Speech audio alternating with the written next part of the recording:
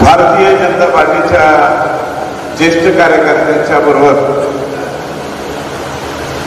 ही बैठक आज आयोजित करण्यात आलेली आहे। या बैठकीसाठी आवर्जून उपस्थित असलेले भारतीय जनता पक्षाचे जिल्हाध्यक्ष माननीय विठ्ठलराव लंके साहेब, आदरणीय सीताराम बाबा, या कार्यक्रमाच्या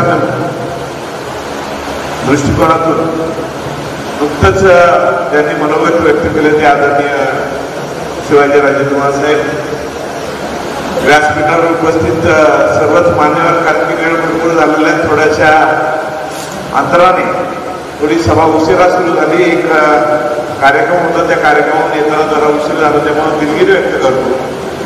परंतु उपस्थित सर्वच ज्येष्ठ श्रेष्ठ कार्यकर्ते, बंधू आणि भगिनींनो, आज आपण पाहत असाल का विधानसभेच्या निवडणुकीच्या पार्श्वभूमीवरती या तालुक्यातील सर्वच ज्येष्ठ श्रेष्ठ कार्यकर्त्यांना बरोबर घेऊन त्यांची येणाऱ्या विधानसभेच्या संदर्भातल्या ज्या चर्चा आहेत किंवा विचार आहेत ते ऐकून घ्यावेत, या दृष्टिकोनातून ही बैठक बाबा अगोदरच आपली चर्चेत होती आणि त्याला कालचं एक आपल्या भारतीय जनता पक्षाचे नेते आणि त्या चर्चेवरून आज एक वेगळ्याच दृष्टिकोनातून चालली का काय सभा असं माझ्यासारखं आहे। खरं तर आपण पाहत असाल का मागच्या 1.5 महिन्यापूर्वी राज्य सरकारच्या वतीने खऱ्या अर्थाने या ठिकाणी घोषणा झाली, ती घोषणा होती लाडक्या बहिणीची। कालच आपण पाहतोय की काल रक्षाबंधन या ठिकाणी साजरं केलं आणि हे रक्षाबंधन साजरं करत असताना त्या ठिकाणी संपूर्ण राज्यातल्या ज्या बहिणी आहेत त्या बहिणी खऱ्या अर्थाने या ठिकाणी अडचणीच्या काळात त्यांनाही कुठेतरी हक्काचा एक निधी हवा किंवा त्यांच्याही खात्यावर एक हक्काचे पैसे हवे, या दृष्टिकोनातून देशाचे आणि राज्याचे खऱ्या अर्थाने मुख्यमंत्री माननीय शिंदे साहेब, दुसरे उपमुख्यमंत्री माननीय देवेंद्रजी फडणवीस साहेब आणि अजितदादा पवार साहेब यांच्या माध्यमातून खऱ्या अर्थाने योजना या ठिकाणी राज्यात कार्यान्वित झाली। काल रक्षाबंधनच्या निमित्ताने अनेक बहिणींना खऱ्या अर्थाने जो निधी देण्याचं काम या ठिकाणी झालं।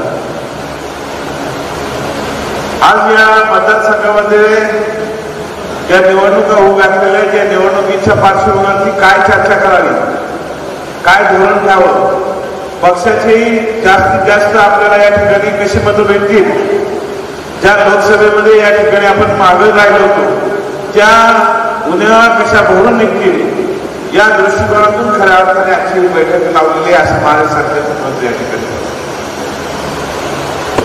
जर लोकसभेच्या अनुषंगाने जर पाहिलं तर एकीकडे आपण पाहतो की ही जी काही राज्यामध्ये ही महायुती झाली, या महायुतीच्या अनुषंगाने तालुक्यातील मतांची जर गणना जर पाहिली गेली तर फक्त आणि फक्त राष्ट्रवादी आणि त्यानंतर आपण आज मागच्या विधानसभेला उभे असलेले राष्ट्रवादीचे मत आणि त्यानंतर आपण भारतीय जनता पक्षाचे मत हे जर पाहिले तर किमान आपल्या उमेदवाराला कमीत कमी 1.5 लाख मतं हे पडणं अपेक्षित होतं, कमीत कमी।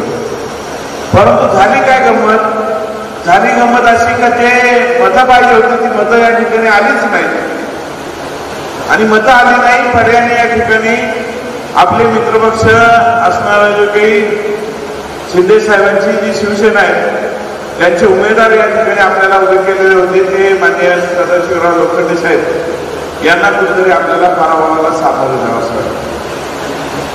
आज आपण बघतोय की एकंदरीत मतांची जर गणना म्हटले तर मी 1.5 लाखाचा आकडा आणलाय कुठून, तर एकीकडे आपण बघतो याच ठिकाणी याच व्यासपीठावरती फोटोग्राफी झाली होती।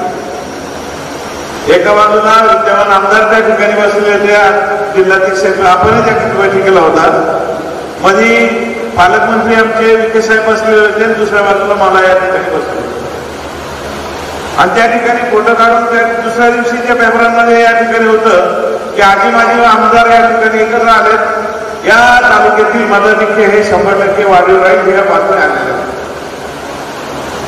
मी मानतो का विधानसभेला, मागच्या विधानसभेला मला जी काही 57 ते 60,000 मतं भेटलेली होती त्याच्यामध्ये कमी जास्त होऊन मागच्या विधानसभेच्या निवडणुकीमध्ये जे विद्यमान आमदार होते त्यांना 1 लाखापेक्षा जास्त मतं या ठिकाणी पडलेली होती. त्यांच्या मतांचा बेरीज आणि माझ्या मतांची जर बेरीज पाहिली, कारण की दोन्ही व्यासपीठावर होता, दोन्ही व्यासपीठावर असल्यानंतर साहेब मतांची गणित किती पाहिजे? 1.5 लाखाचं. त्याच्या अजून ते परत राजे मारुती बेंगाळांचा पाठिंबा भेटला, बाकीचे आपल्याला पाठिंबा, तुम्हाला माहिती आहे ते पाठिंबे किती भेटले रात्रीतून आपल्याला त्या गोष्टीचं, त्याच्यावर जाहीर भाषा करायचं नाही. परंतु जे पाठिंबे भेटलेले होते त्या पाठिंब्याच्या मतांचं जर गिनती केली तर कमीत कमी 1.5 लाखाचे नाही तर 2 लाख मतं या ठिकाणी पडणं अपेक्षित होतं. घडणं उलटच. का लोकसभेला निवडणुकीच्या मध्ये जर पाहिलं तर लोखंडे साहेबांना या ठिकाणी 50,000च्या आत मतं आलेली आपल्याला पाहायला मिळते आकडे. मग या ठिकाणी आम्ही बघतोय का प्रामाणिकपणे काम करणारा भारतीय जनता पक्षाचा कार्यकर्ता, याला बसलेली जी काही जुनी जाणती सर्व मंडळी आहेत हे आपण साक्षीदार आहात का येत्या जी काही लोकसभा झाली या लोकसभेला 100% बसलेला जो प्रामाणिक भारतीय जनता पक्षाचा कार्यकर्ता आहे यांनी ही मतं पाडलीत का नाही पाडलीत एकदा मला या ठिकाणी आवाज देऊन या ठिकाणी सांगायचं, पाडलीत का नाही पाडलीत या ठिकाणी. मग एकीकडे हे मतं देत असताना मग विद्यमान आमदारांची मतं गेली. मग त्यांनी एकीकडे ते सांगतात ते राजे आपण म्हणतात ते त्याच्या अगोदर अनेक प्रश्न झाले, आमदार जोजवारांना मोठमोठ्याने आता प्रत्येक गावात ज्या गावामध्ये या ठिकाणी लोकवर्गणी करता पदापासून मी पाहिले काही फोटो, तर त्यांनी स्वतःचा तो भगवा कापड आहे त्या भगवा कापडाची जोडी केली आणि मला या ठिकाणी निवडणुकीला मला मदत करा अशा हेतूने खऱ्या अर्थाने 2019च्या निवडणुकीमध्ये फिरलेले पाहायला भेटले होते. तेच आमदार या निवडणुकीमध्ये ढोल ताशा डीजे हे घेऊन आता प्रत्येक गावाला जातात येतात आणि मग जात असताना त्या ठिकाणी पाहतो का जो पैसा कोणी एक विद्यमान चांगला आमदार करावा, या तालुक्यातील मतदारसंघातील कामं मार्गी लागावीत, या मतदारसंघातील पाण्याचे प्रश्न मिटावेत, या दृष्टिकोनातून दिलेला आमदार निवडून द्यावं ही लोकांची मानसिकता होती. आणि एकीकडे त्याच आमदार सांगत होते त्यांच्या मिटिंगमध्ये 40 वर्षात काहीच झालं नाही, 40 वर्षात काहीच झालं नाही. आता त्या आमदारांना मी याच्यावर विचारू इच्छितो का या मागच्या 5 वर्षाच्या कालखंडामध्ये आपल्या हातात काय मोठं धोरण या ठिकाणी लागलं. एखादा नवीन रस्त्यांवरती तुम्ही सांगताय का 2200 कोटी 2,500 कोटी रुपये या ठिकाणी आले. या 2,500 कोटीमध्ये रस्त्यावर डांबर होतं, डांबरावर डांबर टाकलं म्हणजे विद्यमान आमदाराचं लय खूप नावलौकिक झाला अशाचा भाग नाहीये. त्या ठिकाणी नवीन एखादं धरण बांधलं का, नवीन एखाद्या रोड रस्ता जो या ठिकाणी सातत्याने या ठिकाणी भूमिका मांडायची. आणि आपल्या मला अजून आठवत आहे आपल्या जाहीरनाम्यामध्ये अजून तुम्ही उल्लेख केला नाही त्या गोष्टींचा. 2 गोष्टींचा मी उल्लेख करून सांगतो या ठिकाणी. एक सोलार स्कीम फोडणार आहे या बाबतीतला त्यांचा जाहीरनामा होता, बरोबर आहे का सर? बरोबर आहे. या बाबतीत सांगितलं होतं त्या सोलार स्कीमचं काय झालं. राहिला दुसरं गोष्ट काशीचा पूल त्यांना आमदार झाल्यावर सुचलं, मी त्या बाबतीत बोलला नाही. काशीचा पूल कदाचित बांधून तयार झालेला आहे घोरपाडा देवीच्या तिथं त्यांनी सांगितलंय का काशीचा पूल बांधलाय, कदाचित तो एवढा त्यांची कामाची जी काही व्याप्ती एवढी ट्रान्सफरंट आहे तर तो दिसतच नाही असं माझ्यासारख्याला तरी वाटतंय. का जे एकीकडे हे सगळे कामं पाहत असताना दुसरी घोषणा केली होती का आढाळा नदीमध्ये जो पाण्याचा कमतरता आहे या पाण्याच्या कमतरतेसाठी कृष्णावंती नदीमधून त्या ठिकाणी एक कॅनल काढून आणणार आणि आढाळा नदीला जोडणार. खरं आहे का खोटं आहे? बरोबर आहे का? मग ते आढाळ्याच्या कॅनलच्या बाबतीमध्ये आमदारांचं धोरण खरं तर मी तुम्हाला एक गोष्ट सांगू का 2014 ते 2018च्या 6 महिन्यापर्यंत मी 4.5 वर्ष आमदार होतो. 6 महिने अगोदर राजीनामा दिला. या 4.5 वर्षाच्या कालखंडामध्ये पूर्णपणे मी आमदार असल्यानंतर विरोधी पक्षाचा आमदार होतो 4.5 वर्ष. लंगे साहेब तुम्ही त्या गोष्टीला साक्षीदार आहात काही गोष्टींना माझ्या. तर 4.5 वर्ष मी या ठिकाणी पूर्णपणे विरोधी पक्षाचा आमदार म्हणून काम केलं. तरी या ठिकाणी या मतदारसंघात काही कामं आणण्याच्या दृष्टिकोनातून प्रयत्न झाले. ज्यावेळेस माझा प्रवेश झाल्यानंतर माननीय देवेंद्रजी फडणवीस साहेबांनी मुख्यमंत्री होते, त्यांनी मोठा निधी या ठिकाणी देऊ केला. पिंपळगावच्या उड्डाणपुलाच्या दृष्टिकोनातून काम मार्गी लागलं. त्याला लागणारा जो काही निधी होता तो या ठिकाणी पूर्ण त्या ठिकाणी देऊ केला. त्याद्वारे या ठिकाणी कोथरूडचा पुलाला पैसे लागत होते, तर कोथरूडच्या पुलाचे पैसे या ठिकाणी मार्गी लागले गेले. हा जो हायवे निर्मितीचा रस्ता होता, हायवे निर्मितीचा रस्त्याकरता लागणाऱ्या येणाऱ्या अडचणी होत्या त्या दूर करून त्याच्यावरती निधी म्हणून वर्ग करण्यात आला. त्याद्वारे या मतदारसंघातील कामं रस्ते होते, रस्त्यांच्यासाठी लागणारा निधी होता, हा निधी त्या कालखंडात दिला गेला. दुर्दैवाने या ठिकाणी आपण पाहतो का निवडणुकीचा प्रवेश माझा लेट झाल्यानंतर आचारसंहिता लागल्या. आचारसंहितेनंतर द्राक्ष पाटील का जे आपण पाहतो का टेंडर नंतर झाले आणि ज्यावेळेस विधानसभेच्या 19 मध्ये हे आमदार महाशय निवडून आल्यानंतर त्यांना असं वाटलं की मीच काही सर्व काही निधी आणलाय की काय, अशी परिस्थिती या ठिकाणी निर्माण झाली. मग आज मी या ठिकाणी विचारू इच्छितो का 2019 ते 2024 आतापर्यंतचा जो काही कालखंड गेलाय, त्या कालखंडामध्ये पहिला 2019ला निवडून आल्यानंतर आमदार आपले उद्धव ठाकरेंच्या बरोबर शपथविधीमध्ये होते का नव्हते? त्या ठिकाणी शपथविधी उद्धव ठाकरे साहेबांच्या शपथविधीच्या बरोबर होते. त्यानंतर या ठिकाणी आपण बघतो की अजितदादा पुन्हा एकदा या ठिकाणी 2022ला जॉईन झाले. 2022ला सत्तांतर झाल्यानंतर पुन्हा एकदा आमदार महोदय या ठिकाणी पुन्हा सत्तेमध्ये यावं म्हणून अजितदादांबरोबर आले. दुसऱ्या दिवशी नाकारलं, 8 दिवसांनी परत हो म्हटले. हे सर्व आपल्या अकोलेकरांना माहिती आहे, त्या परत आज जात नाही त्या गोष्टी. मग या सर्व गोष्टींमध्ये या पूर्ण 5 वर्ष सातत्याने आपला आमदार सत्तेमध्ये होता.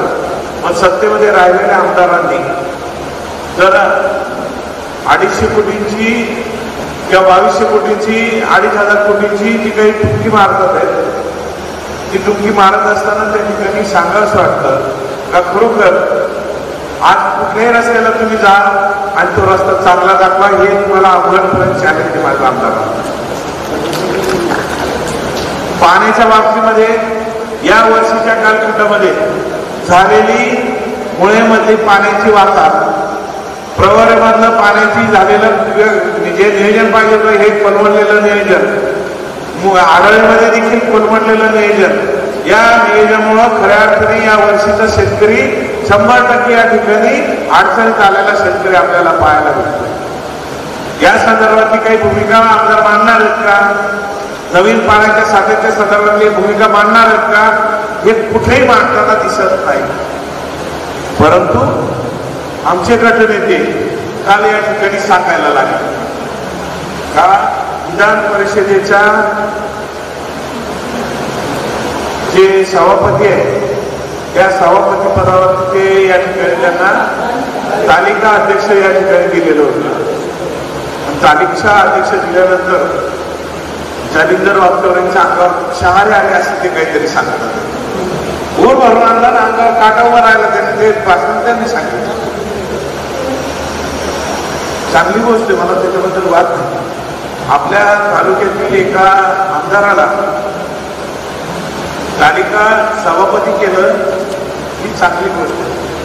परंतु त्या तालिका सभापतींनी या ठिकाणी आपल्या मतदारसंघातील प्रश्न सोडवण्यासाठी सांगितलं का वरून एखादा आदेश, सांगितलं का आढळमध्ये या ठिकाणी पाणी कमतरता आहे, ते बिजाक्याचं कॅनल मार्गी लावण्यासाठी मंत्री महोदय तातडीने या ठिकाणी काम करा. मुळेमधलं आमचं पाणी कमी झालेले आहे, त्या वाढीव पाण्यासाठी काही काम करा. या संदर्भातले तालिका सभापतींनी आदेश दिलेले आहेत का? जर ती तालिका सभापती पद फक्त आणि फक्त मिरवण्यासाठी, जसं गटनेतेपद मिरवण्यासाठी आहे, तसं तालिका सभापती पद जर मिरवण्यासाठी असतं तर त्याचा तालुक्याला उपयोग काय? राहिली गोष्ट गटनेत्यांच्या संदर्भामध्ये, गटनेते तुम्हाला मी विचारू इच्छितो का ज्यावेळेस मी माझा भारतीय जनता पक्षामध्ये प्रवेश झाला त्याच्यामध्ये राष्ट्र पाटलांनी सांगितलं तशी खरी गोष्ट आहे का पहिल्या बैठकीला तुम्ही त्या गोष्टीचे साक्षीदार होता. तुम्ही ती बैठक काल तिथे लावली आणि आपले सर्व जुने कार्यकर्ते त्या ठिकाणी बोलवले. तिथं बैठक झाली. तिथं तुम्हीच मांडलं की या ठिकाणी काही झालं तरी आपल्याला या ठिकाणी ज्यांना प्रवेश घ्यायचा आहे आणि प्रवेश घेऊन त्या ठिकाणी उद्याला आपल्याला या तालुक्यातला आमदार कमळ चिन्हावरती निवडून आणायचं. ही भूमिका कोणी सांगितली? ही सांगितल्यानंतर मी आजपर्यंत अनेक गोष्टी झाल्या असतील. राजे आपल्या काही वेळेस त्या गोष्टींवर तुमचे माझे मतभेद झाले असतील. त्याला का बोलवतात, त्याला हे का करतात, त्याला का हे करतात. परंतु एवढा हे करत असताना देखील मी त्याला जाणू भाऊच बोलत होतो. हे सगळ्या गोष्टींना आपल्याला माहिती असेल, आपण सर्वांनी पाहिलं असेल. आजही त्याला त्या समोर आल्यानं जाणू भाऊच म्हटलो. परंतु त्या जाणू भाऊंनी मी आज अध्यक्ष महोदय या ठिकाणी व्यासपीठावर आहेत जिल्हा अध्यक्ष ज्यांना विचारू इच्छितो ते त्या ठिकाणी ते आणि मी आणि जालू भाऊ देखील परवाच्या ज्या काही नाशिकची बैठक त्याचा उल्लेख करतात त्या बैठकीचा उल्लेख करत असताना आम्ही तिघही त्या ठिकाणी होतो. अध्यक्ष साहेब त्या बैठकीमध्ये कुठल्याही बाबतीत कुठल्याच मतदारसंघाचं तिकीट फायनल झालं याचा खुलासा आज तुमच्याकडून मला पाहिजे. त्याचबरोबर या ठिकाणी जर जालिंदर वागचौरेंना या ठिकाणी सांगितलं असेल का या मतदारसंघातलं तिकीट हे समोरच्या मित्र पक्षाला जाणार आहे तर माझा पक्षावरती आरोप आहे साहेब. पक्षावर माझा आरोप आहे. पक्षाने एका शब्दाने मला सांगणं गरजेचं आहे का तुम्हाला उमेदवारी देऊ शकत नाही, तुम्ही थांबावं म्हणून काय ती असं भूमिका ती मांडावी. पक्षाचं शेवटी मी पण ज्यावेळेस पक्षाचा झेंडा घेऊन काम करतोय हे काम करत असताना मागाशी सगळ्यांनी उल्लेख केला तसा नगरपंचायत पूर्णपणे या ठिकाणी ज्या जागा निवडून आलेल्या आहेत त्या सर्व जागा या ठिकाणी कमळ चिन्ह घेऊन निवडून आलेल्या. त्याचबरोबर या ठिकाणी पहिले उभारलेली जी काही पोटनिवडणूक होती नगरपंचायत आपली पंचायत समितीच्या सभापती पदाची त्या सभापती पदाच्या उमेदवाराच्या संदर्भात कमळ चिन्हावर निवडून आलेला उमेदवार जो आहे तो सभापती या ठिकाणी केला, उपसभापती म्हणून या ठिकाणी आपल्या समोर बसलेले. याच्या बाबतीतला उल्लेख बाबांनी या सर्व ठिकाणी केलेला आहे. व हे सगळं होत असताना देखील या ठिकाणी पक्षाच्या येणाऱ्या सर्व निवडणुका कदाचित या ठिकाणी काही निवडणुका आहेत त्याला अप्रत्यक्षपणे पक्षाचा पाठिंबा असतो किंवा पक्षाचं चिन्ह घेऊन आपण लढत असतो. ज्यावेळेस आपण बोलतो का स्थानिक स्वराज्य संस्था असतील, ग्रामपंचायती असतील, जिल्हा परिषद ग्रामपंचायती आहे, ग्रामपंचायतींना आपल्याला पक्षाचं चिन्ह भेटत नाही कुठल्या. परंतु नंतर आपण एखाद्या पॅनलवरती त्या ठिकाणी आपल्या नेत्याचा आणि आपल्या पक्षाचा चिन्हाचा उल्लेख करून त्या ठिकाणी सांगतो हा आमचा भाजपचा पॅनल आहे, या भाजपच्या पॅनलला आम्हाला या ठिकाणी निवडून द्या हे सांगायचं काम आपण ग्रामपंचायतीमध्ये देखील करत असतो. आजपर्यंतचा सर्व जेवढ्या निवडणुका झाल्या ग्रामपंचायतीच्या त्या ग्रामपंचायतीच्या निवडणुका लढत असताना बाबा तुम्ही साक्षीदार त्या ठिकाणी का कमळ चिन्हाच्या पताका पॅम्पलेट घेऊन आपले उमेदवार उभे होते का नव्हते. मग आता या ठिकाणी विचारू इच्छितो का दूध संघाच्या बाबतीमध्ये लढवत असताना कारखाना निवडणुका असताना याला या ठिकाणी या ज्या सहकारातल्या निवडणूक आहेत याला कुठे पक्षाचं चिन्ह नाहीये. परंतु तरी देखील आपण या ठिकाणी या पॅनलला आपल्या पक्षाचं नाव म्हणून या ठिकाणी उभं केलेले उमेदवार होते आणि हे उमेदवार या ठिकाणी पक्षाच्या इनडायरेक्टली पक्षाची कार्यकर्ते म्हणून त्या कार्यकर्ते म्हणून त्या ठिकाणी दिलेल्या उमेदवार होत्या. या उमेदवार देत असताना त्या ठिकाणी आपण सर्व उमेदवार निवडून आणावेत या दृष्टिकोनातून 100% आपण जेवढं इच्छा आहे त्या इच्छाशक्तीपेक्षा जास्त काम करून या ठिकाणी निवडून आणण्याच्या कामी आपण काम करत राहिलो.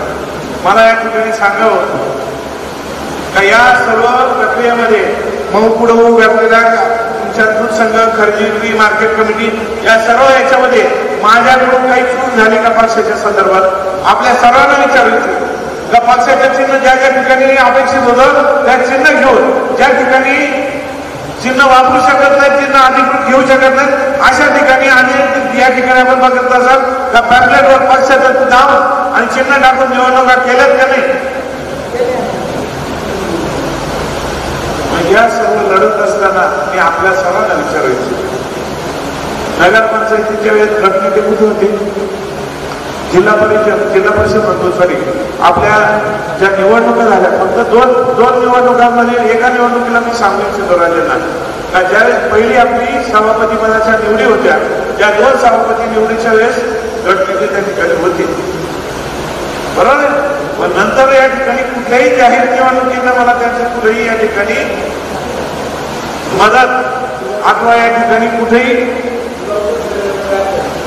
ते दिसले नाही. मग राहिलेल्या सर्व निवडणुका या ठिकाणी भारतीय जनता पक्षाचं काम करून काळापर्यंत पक्ष न्यावा या दृष्टिकोनातून काम करत आहेत, काम करत राहील. ज्यावेळेस मला या ठिकाणी पक्ष सांगत तर तुम्ही थांबा, काय करायचं त्यावेळेस मी तुमच्या सर्वांचा निर्णय घेणार. परंतु या सर्वांमध्ये एक विचारू इच्छितो का काल असं काय घडलं का जिल्हाध्यक्षांना न सांगता गटनेत्यांच्या कानात कुणी सांगितलं का गटनेत्यांनी त्या ठिकाणी मनापासून ठरवलं. अजूनपर्यंत राज्यातली एकही जागा राज्यातली एकही जागा ना तर भाजपची, ना तर काँग्रेसची, ना तर राष्ट्रवादीची, ना तर पलीकडे असलेल्या दुसऱ्या राष्ट्रवादीची, ना तर शिवसेनेची, या दोन्ही शिवसेनेच्या एकही जागा मला या ठिकाणी सांगावं का त्या निवडणुकीमध्ये एखादी जागा या दोन्ही पक्षाच्या दोन्ही पार्ट्यांची पुढे जाहीर केली. मग हे सगळं होत असताना मगाशी राजे आपण म्हणतात तशी खरी गोष्ट आहे.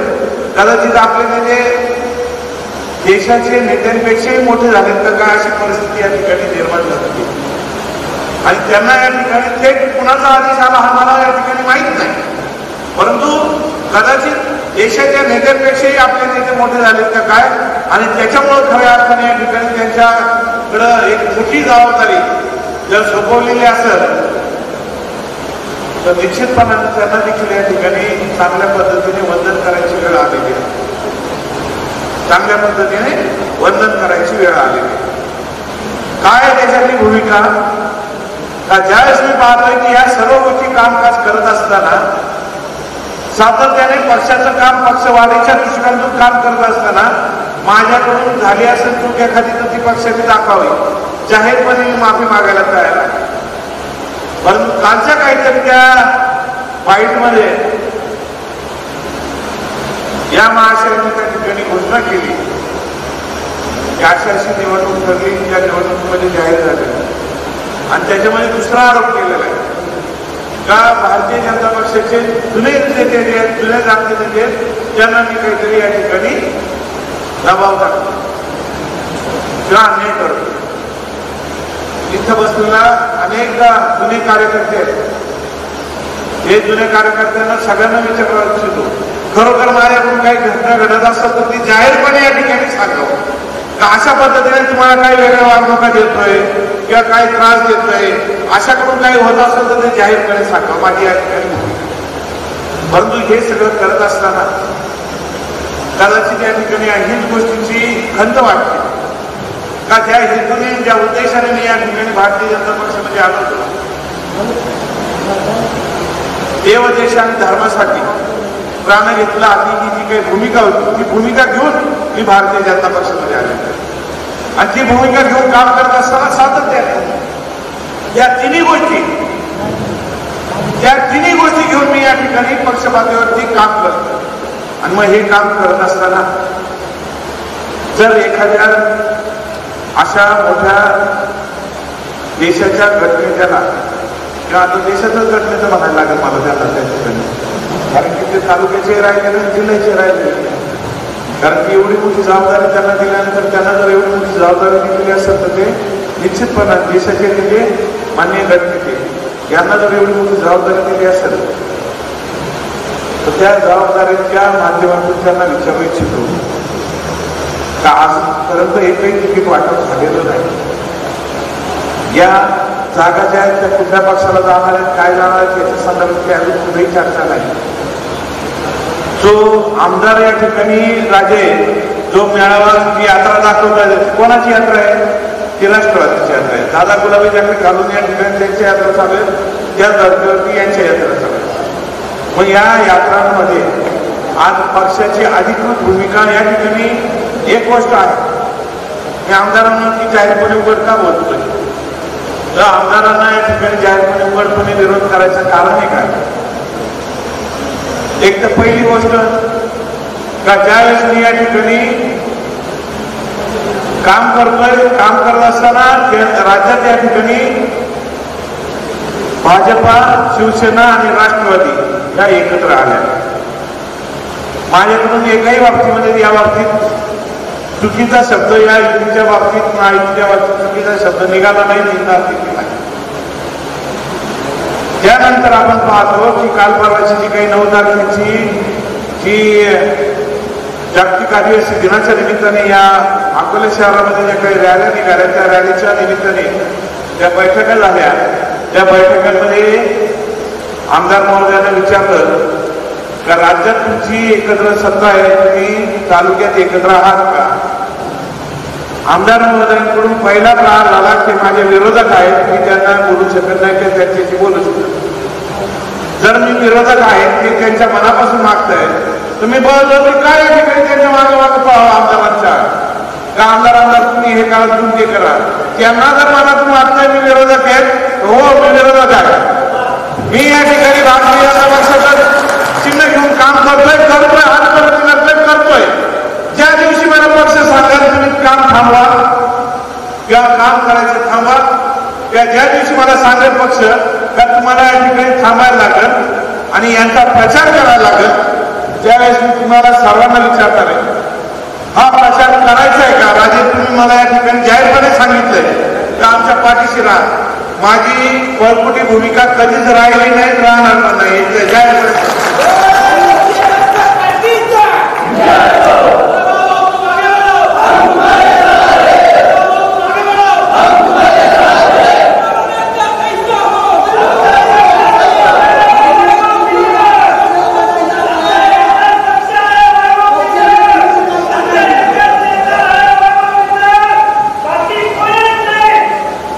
आज या ठिकाणी सर्व जुन्या कार्यकर्त्यांना घेऊन बोलावं आणि बोलत असताना देशामध्ये आपली सत्ता राहावी या दृष्टिकोनातून 100% आपल्याकडून प्रयत्न झाले पाहिजे. हे आपण लोकसभेला पण सांगत होतो, उद्याच्या या विधानसभेला देखील सांगत आहोत.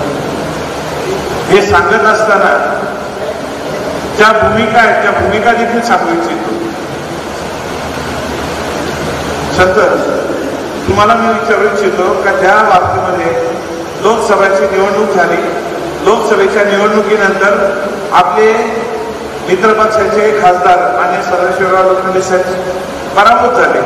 पराभूत झाल्यानंतर त्यांनी या ठिकाणी जाहीरपणे वक्तव्य केले, मला पडायला काय कारण आहे, काय कारण त्यांनी सांगितले का या ठिकाणी रावण संघटनेचा मला 100% विरोध होतो. बरोबर आहे. त्या रावण संघटनेचे मुखवटे घेऊन आपला आमदार जर नाचत असत, आपला आमदार ते रावण संघटनेचे मुखवटे घेऊन नाचत असत आणि या ठिकाणी सांगत असत का रावण आपला देव आहे, रावण आपला देव आहे, हे जर आपला आमदार सांगत असेल तर पक्षाकडे मी या ठिकाणी काय म्हणून सांगावं का मी रावणाचा मानणाऱ्याचा प्रचार करावा, हे सांगावं का मी रावणाच्या मागे जाणार आहे का रामाच्या मागे जाणार आहे. मी 100% या ठिकाणी एक धर्मी, एक पत्नी, एक पत्नी प्रभू रामाच्याच या ठिकाणी नाव घेणार आहे, हे जाहीरपणे सांगितलं.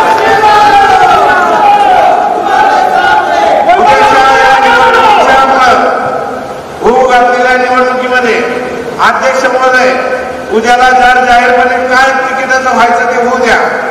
उद्याला जर या ठिकाणी मित्रपक्ष म्हणून तुम्ही जर सांगितलं का तिकीट मित्रपक्ष म्हणून तिकडे जाते आणि तिकडे जात असेल तर तुम्ही त्यांचा प्रचार करा.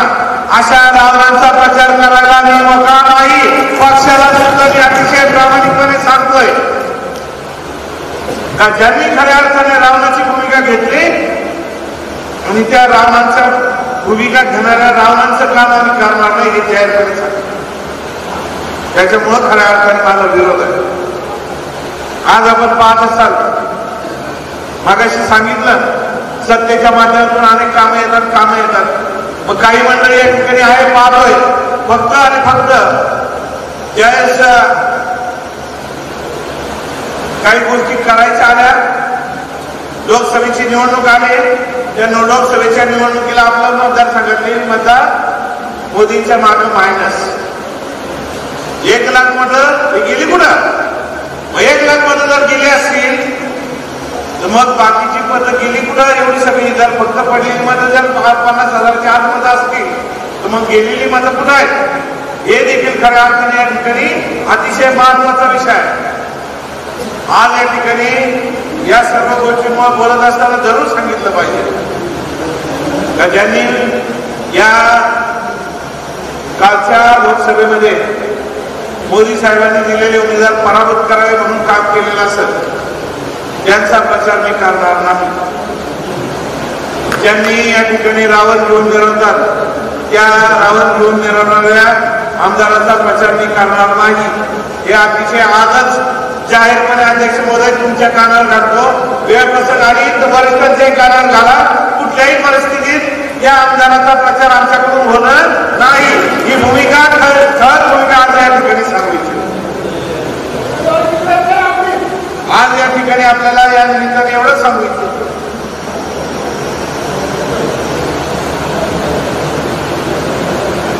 उद्याच्या होऊ घातलेल्या निवडणुकीमध्ये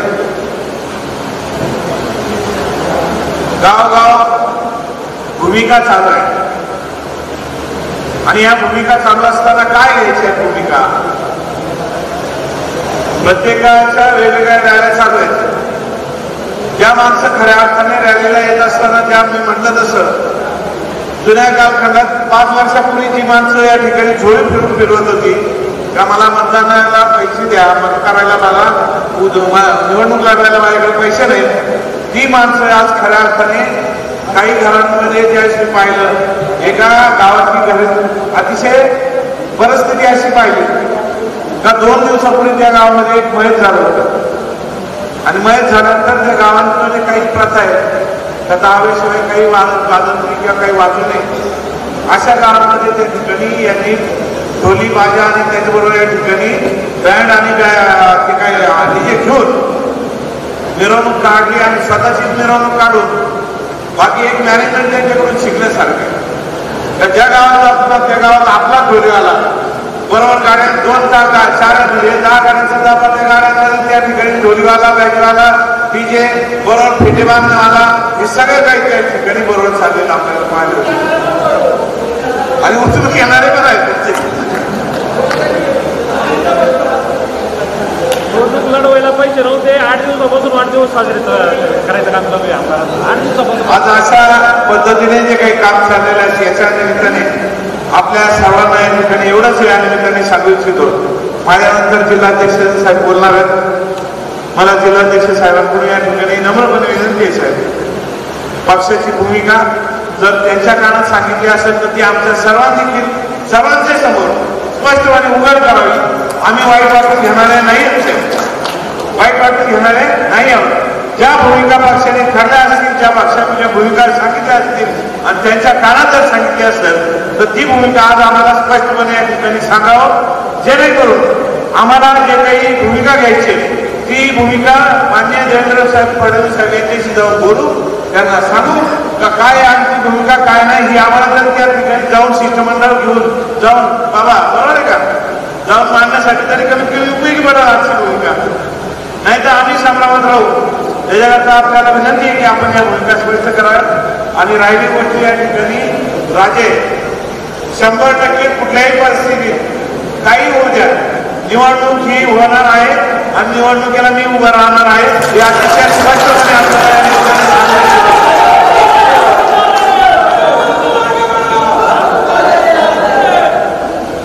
एवढंच या निमित्ताने सांगतो.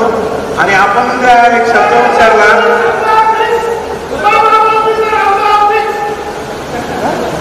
एकच आपल्याला या निमित्ताने सांगू इच्छितो राजे का ज्या वेळेस तुम्ही पाहिला असाल का कार्यकर्त्यांच्या पाठीशी खंबीर राहायचा विषय सांगितला. अर्ध्या रात्रीला कुठेही बोला कधीही बोला आणि कुठल्याही तयारीने बोला माझ्या सगळ्या तयारी आहेत. मी तुम्हाला याही गोष्टीमध्ये सांगतो काही कालखंडानंतर मी काही गोष्टी उचलल्या होत्या काही शांत स्वभाव म्हणून काही गोष्टी घेतलेल्या होत्या परंतु तालुक्यातील काही ज्या परंपरा चालू झालेल्या आहेत त्या चालू झालेल्या परंपरा ज्याच्यामध्ये या ठिकाणी पाहतोय का एकीकडं आमच्या जागतिक आदिवासी दिनाच्या निमित्ताने सांस्कृतिक कार्य किंवा सांस्कृतिक कार्यक्रम किंवा आदिवासींची आमची जे काही कलागुण आहेत ते कलागुण या ठिकाणी समोर येणं गरजेचं होतं. ते यायच्या आधी त्या ठिकाणी फक्त तालुक्यातील नव्हे तर या ठिकाणी सोशल मीडियातील पूर्ण महाराष्ट्रातून फक्त आमचे दारू आणि दारूवरती आम्ही कशी वरती तिच्यावरती नाचत होतो, दारू करून एवढंच आम्हाला पाहायला भेटलं. दुर्दैवाने या दुष्प्रथा आहे, या दुष्प्रथा वाढू नये. त्यानंतर समाजामधली भांडणं, समाजामध्ये चाललेले वाद लावायचं जे काही काम चालू आहे ही दुष्प्रथा या ठिकाणी थांबावी, या दृष्टिकोनातून खऱ्या अर्थाने काम झालं पाहिजे.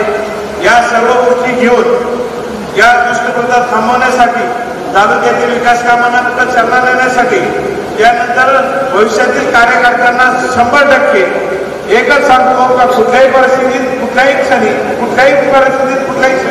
आपल्याला अंगावरती देखील अंगाच्या केसाला देखील हात लावून देणार नाही. वेळेप्रसंगी तुमची दाब उतरवलं नाही हेच आजच्या या कार्यक्रमातून आपल्या सर्वांना सांगू इच्छितो. पुन्हा एकदा आपण सर्वजण जुनी जाणती कार्यकर्ते मंडळी या मीटिंगसाठी उपस्थित झाला. मी मनापासून आपल्या सर्वांचे आभार व्यक्त करतो आणि या ठिकाणी सांगतो जय हिंद, जय महाराष्ट्र, जय श्रीराम.